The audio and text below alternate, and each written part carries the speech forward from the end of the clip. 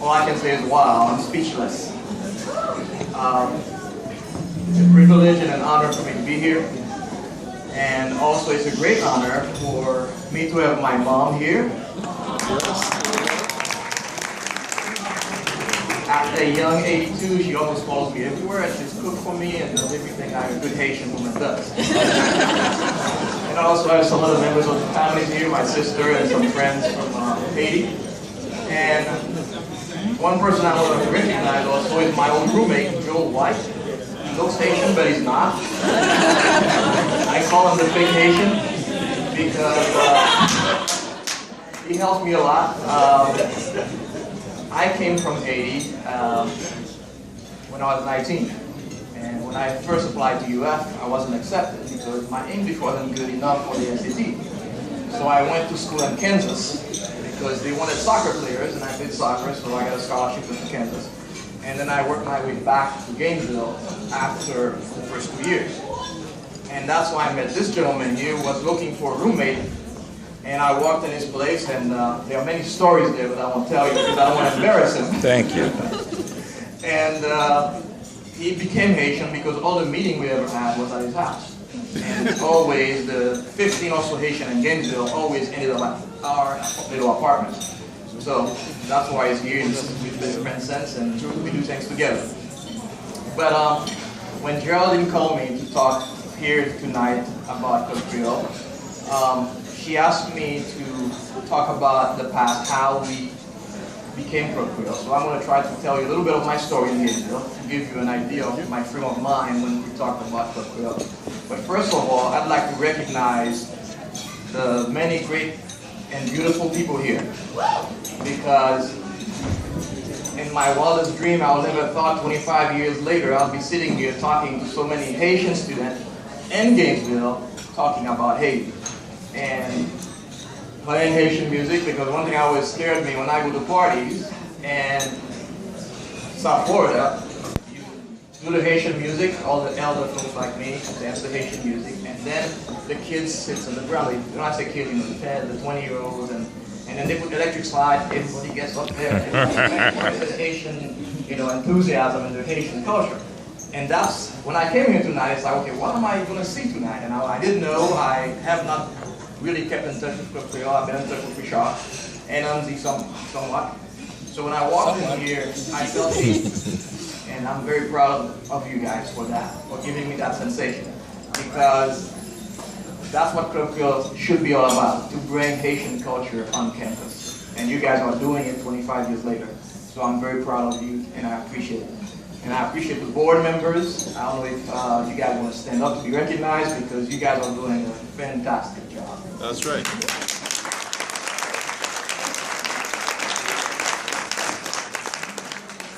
I also want to recognize the DJ, because he plays some of my music of my hometown. So I thought I heard Tropicana plays earlier. And also some music in my time, when we had Club Creole, a lot of the songs that he played were, I said, okay, it's like, am I back in UF coming to a Club Creole party? Because some of the music's so a little old, but not that old. I'm still, you know, there.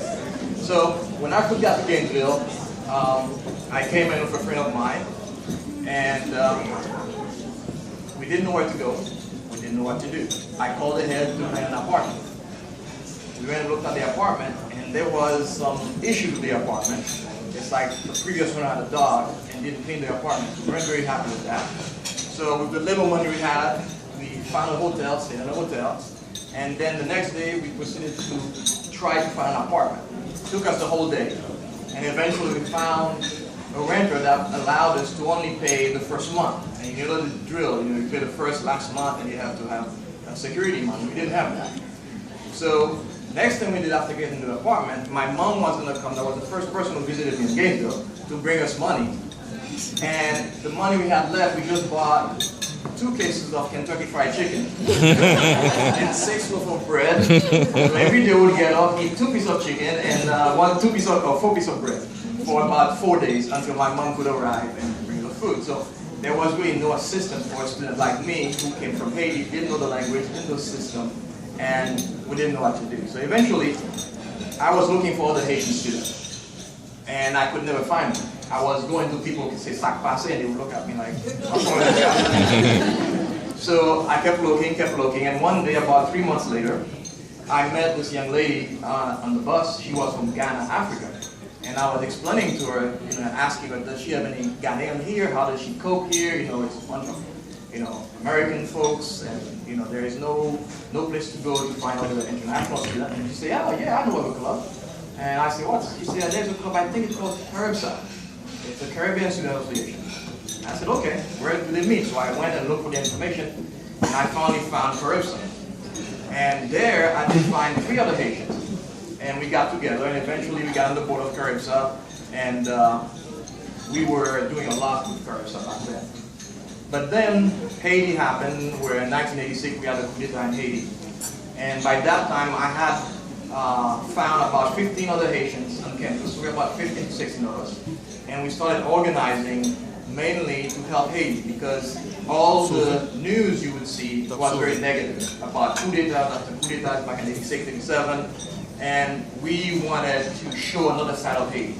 So we started working with different folks, and I think there was an organization called the Jacques Mel Gainesville Sister City. I don't know if it still exists. Yeah. And we started working with them, raising funds and raising canned goods to send to Haiti. So that's how we started.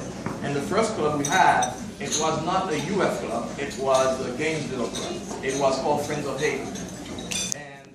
Working with that for about 2 years, but then people lost interest, and our involvement in Caribbean was more a social club. They weren't really interested in doing these things, and also there was somewhat of a language barrier, because Caribbean was more an English Caribbean club, and that's when we started feeling, okay, we need to do something. So at that time, this guy, Garvey Hervelis, came to campus, and unfortunately, Garvey only spent 1 semester here, and we never heard of him. I don't know if anybody has heard of him since. So he proposed the idea of, why don't we register the club on campus? So that's when I did, and we started working toward that happening, and eventually we did. And I think in February 1988, I think I have the letter still in my file, and I have the old constitution and everything here, and I want to give this to Geraldine for the club. If anybody's doing a little history or keeping the history of the club, I'd like to donate that. And so that's what we did, and then it became Santiago. That was the first name of Club Creole. So the second problem we had with the name Santiago, nobody identified with that name. We Haitians did. We understood what Santiago meant, but most folks on campus, American or international, had a very difficult time with Santiago. And I'm not quite sure who came with the name Club Creole, but it happened, and then we changed the name, I think, in 1989.